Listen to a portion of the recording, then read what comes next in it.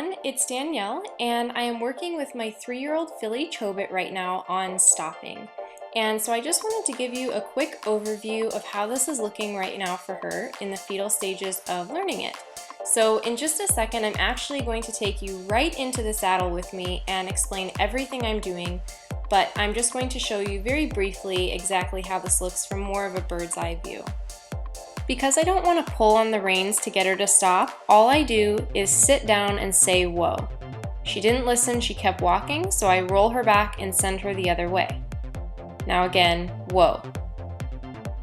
That time she actually planted for me on her hind end, so I'm going to stop and give her a release and some breathing room.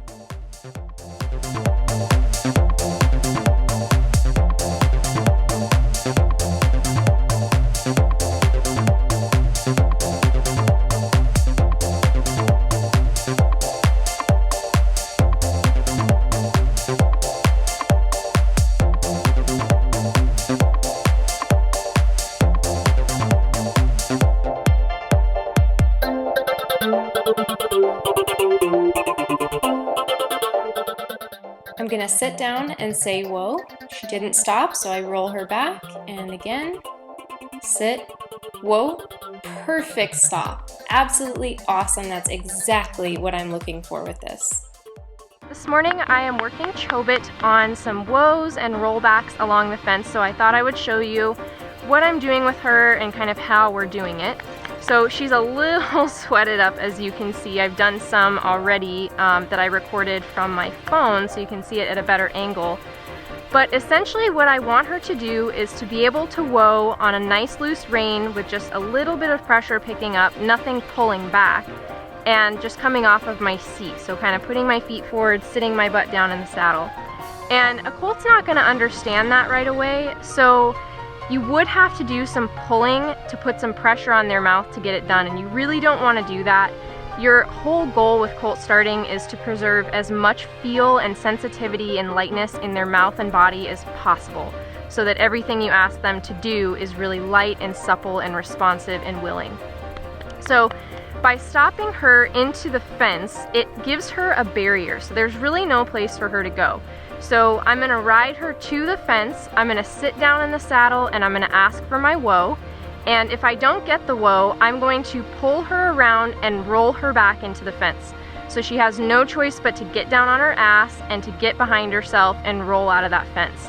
So not only is it teaching her the pressure of whoaing, so if she doesn't whoa, then she's going to have to do a lot of work, but it's also teaching her how to use her hind end, which is going to get her stopping on her hind end instead of planting on her front end when she stops.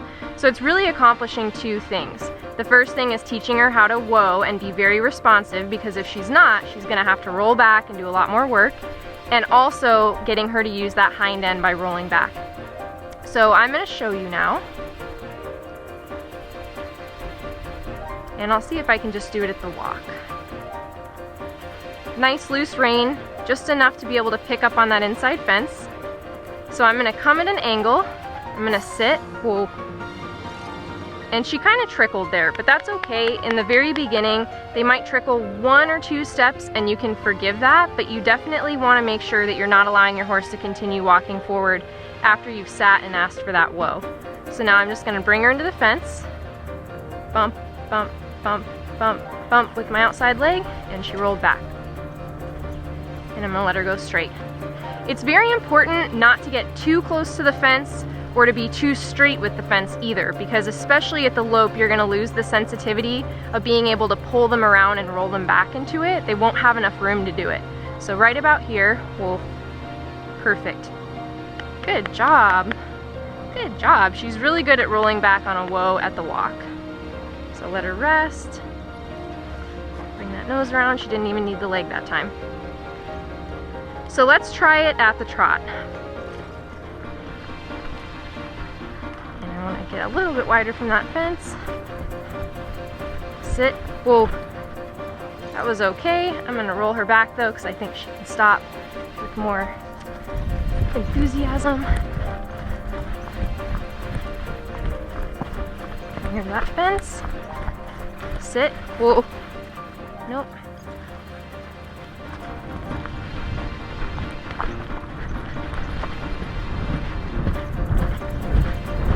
Whoa.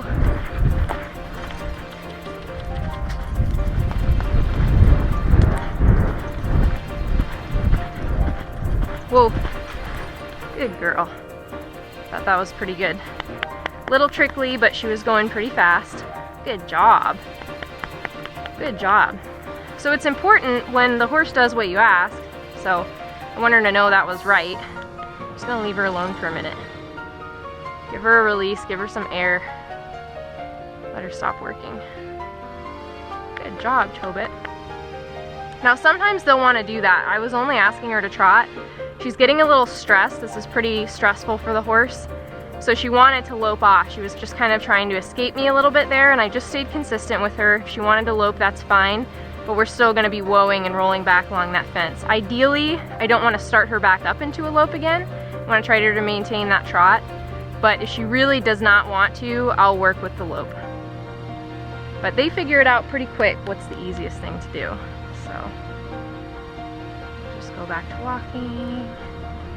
I'm gonna turn her away from the fence, go the other way. And like anything, guys, you really don't want to drill the shit out of your horse on these exercises. So after a couple times of doing it, go do something else. Even if the horse isn't doing it quite exactly like you want, reward the slightest effort that they're making to try to do the right thing.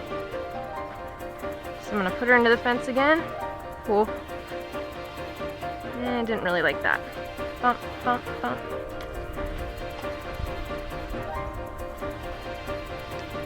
And trot.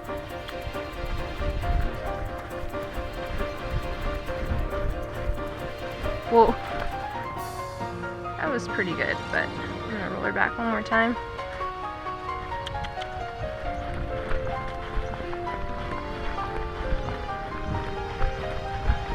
Whoa.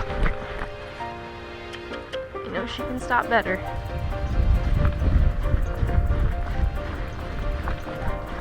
Whoa. Good girl. That's where I'm gonna stop her. That was much more responsive. She got down on her butt. But like I was just saying, move on to something else. Like, I could nitpick this to death. It's not perfect, it's not exactly what I want, it's really sloppy. But you know what, we've only been doing this for a week, and you can't expect that much out of the horse right away. Everything's just gonna be a slow progression.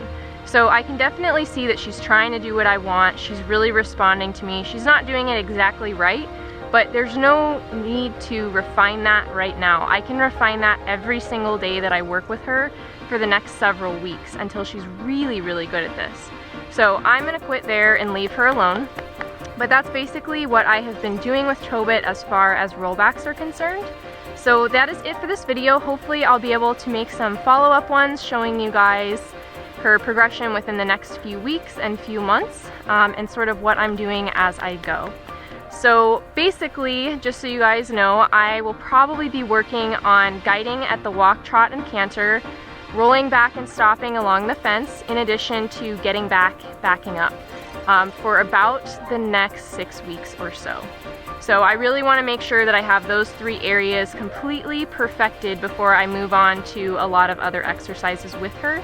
And that's just going to ensure that she's completely engaged and that she understands what I'm asking and somewhat masters what I'm teaching her.